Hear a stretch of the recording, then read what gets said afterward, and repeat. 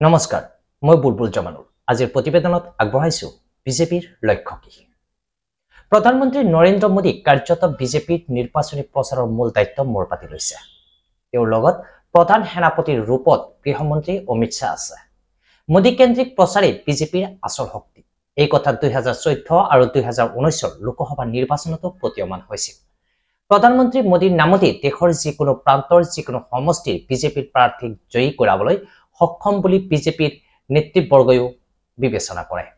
এইবাৰ লোকসভা নিৰ্বাচনতো এতিয়ালৈকে প্ৰধানমন্ত্ৰী মোদী আৰু অমিত শ্বাহৰ নেতৃত্বতেই নিৰ্বাচনী ৰণডংকা বাজিছে।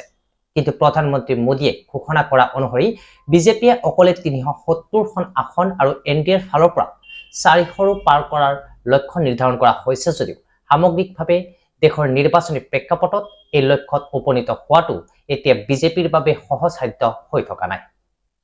এই বিষয়ে দলটোৰ শীৰ্ষ নেতৃত্বই নিশ্চয় অৱগত।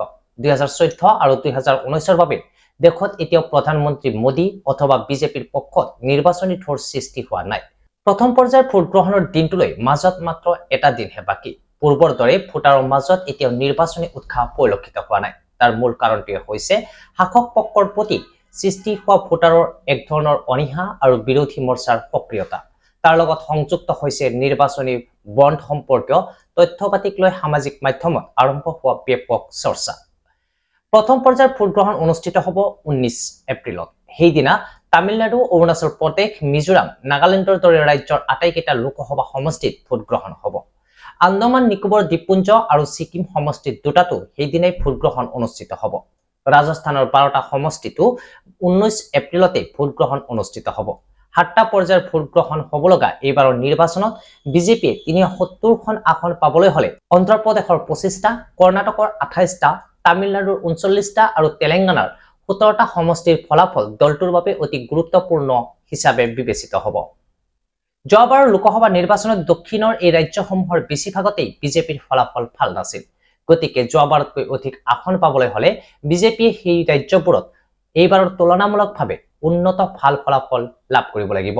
কিন্তু প্ৰশ্ন হৈছে দক্ষিণৰ এই ৰাজ্যসমূহত বিজেপিয়ে যোৱাবাৰতকৈ ভাল ফলাফল লাভ কৰাৰ বাস্তৱিকতা আছেনে?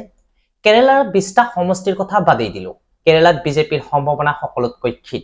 ৰাজ্যখনৰ লোকসভা সমষ্টিৰ কথা বাদেই এতিয়ালৈকে কেৰালাৰ এটা বিধানসভা সমষ্টিতো বিজেপিয়ে ভাল ফলাফল দেখুৱাবলৈ সক্ষম হোৱা নাই। কেৰালাত বাদ দি বিজেপিয়ে দক্ষিণৰ আন ৰাজ্যকেইখনতো দলৰ আসন বৃদ্ধি কৰিব লাগিব যদিহে 370ৰ লক্ষ্য চুব বিচাৰে। দক্ষিণৰ এই পূৰ্ণাংগ ৰাজ্যকেইখনত সৰ্বমুঠ 129টা লোকসভা সমষ্টি আছে। 2019ৰ নিৰ্বাচনত বিজেপিয়ে অন্ধ্ৰপ্ৰদেশতো আনকি এখন আসন লাভ কৰিবলৈ সক্ষম হোৱা নাছিল। সেইবাৰ ৰাজ্যখনত 1% ভোটো বিজেপিৰ পক্ষলৈ যোৱা নাছিল। এইবাৰ অন্ধ্ৰপ্ৰদেশত তেলেগু দশম পাৰ্টিৰ লগতে বিজেপিয়ে দীৰ্ঘদিনৰ মূৰত পুনৰ নিৰ্বাচনী মিত্ৰতা কৰিছে। তাৰ বিপৰীতে ৰাজ্যখনৰ শাসকীয় দল YSR কংগ্ৰেছে অকলেই নিৰ্বাচনত অৱতীৰ্ণ হৈছে। সেইদৰে তামিলনাডুতো বিজেপিয়ে এতিয়ালৈকে AIADMKৰ লগত আনুষ্ঠানিকভাৱে নিৰ্বাচনী মিত্ৰতাত আবদ্ধ হ'ব পৰা নাই। প্ৰধানমন্ত্ৰী মোদীয়ে তামিলনাডুলৈ গৈ নিৰ্বাচনী প্ৰচাৰ সভাত অংশ লৈছে যদিও প্ৰয়াত মুখ্যমন্ত্ৰী জয়ললিতাৰ দলৰ লগত কোনো ধৰণৰ বুজাপৰা কৰিবলৈ সক্ষম নহ'ল। তাৰ পৰিৱৰ্তে PMK, তামিল মানিলা কংগ্ৰেছৰ মুপ্পানল গোটৰ দৰে সৰু সৰু দলৰ লগত আসনৰ বুজাবুজি কৰি বিজেপিয়ে 20টাতকৈ অধিক সমষ্টিত দলীয় প্ৰাৰ্থী থিয় কৰাইছে। 2019ৰ নিৰ্বাচনত বিজেপিয়ে তামিলনাডুত AIADMKৰ লগত নিৰ্বাচনী মিত্ৰতা কৰিছিল। কিন্তু সেইবাৰো বিজেপিয়ে তামিলনাডুৰ এটাও লোকসভা সমষ্টিত দলীয় প্ৰাৰ্থীক বিজয়ী কৰাব নোৱাৰিলে। বিজেপিয়ে 2019ৰ নিৰ্বাচনত প্ৰায় 4% ভোটহে লাভ কৰিছিল।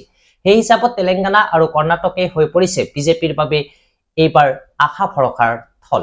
তেলেংগানাত যোৱাবাৰ লোকসভা নিৰ্বাচনত বিজেপিয়ে অকলে 4টাকৈ সমষ্টিত জয়লাভ কৰিবলৈ সক্ষম হৈছিল। এইবাৰ অৱশ্যে তেলেংগানাত কংগ্ৰেছ চৰকাৰ গঠন হোৱাৰ পিছত বিজেপিৰ বিৰুদ্ধে নানা প্ৰত্যাহ্বান আহি পৰিছে। তেলেংগানাৰ মুখ্যমন্ত্ৰী ৰেৱন্ত ৰেড্ডীয়ে কোৱা মতে বিজেপিৰ ফলাফল ৰাজ্যখনতকৈ পূৰ্বত নিম্নগামীহে হ'ব। ইফালে কৰ্ণাটকতো বিজেপিয়ে পৰাভূত কৰি কংগ্ৰেছৰ নেতৃত্ব ৰাজ্য চৰকাৰ গঠন হোৱাৰ পিছত গেৰুৱা বাহিনী বিপদৰ সন্মুখীন হ'বলগীয়াত পৰিছে।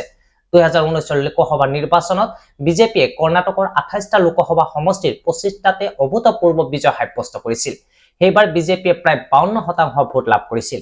তাৰ বিপৰীতে কংগ্ৰেছ আৰু জনতা দল সেকুলাৰে এটাকৈ সমষ্টিত জয়ী হৈছে। সেইবাৰ জনতা দল সেকুলাৰৰ সৈতে বিজেপিৰ এক ধৰণৰ নিৰ্বাচনী মিত্ৰতা স্থাপন হৈছিল। গতিকে কৰ্ণাটকৰ নিৰ্বাচনী ফলাফল বিজেপিৰ বাবে দক্ষিণৰ ৰাজনীতিত নিৰ্ণায়ক হ'ব। তথাপি যোৱাবাৰতকৈ কৰ্ণাটকত বিজেপিয়ে ভাল ফলাফল দেখুৱাৰ কোনো বাস্তৱিকতা নাই, কাৰণ 25টাৰ বেছি সমষ্টিত বিজেপিয়ে অকলে জয়ী হোৱাটো কঠিন হ'ব। সেই হিচাপত দক্ষিণৰ ৰাজ্যকেইখনত বিজেপিয়ে পূৰ্বৰ তুলনাত ভাল ফলাফল দেখুৱাবলৈ হ'লে সেই ৰাজ্যকেইখনত বিজেপিৰ অনুকূলে নিৰ্বাচনী ঢৌৰ সৃষ্টি হ'ব লাগিব, কিন্তু এতিয়ালৈকে সেয়া সম্ভৱপৰ হোৱা নাই। আপোনালোকে চাই আছিলে সংবাদ প্ৰহৰী আৰু সংবাদ প্ৰহৰীৰ সৈতে সংযুক্ত হৈ থকাৰ বাবে ধন্যবাদ।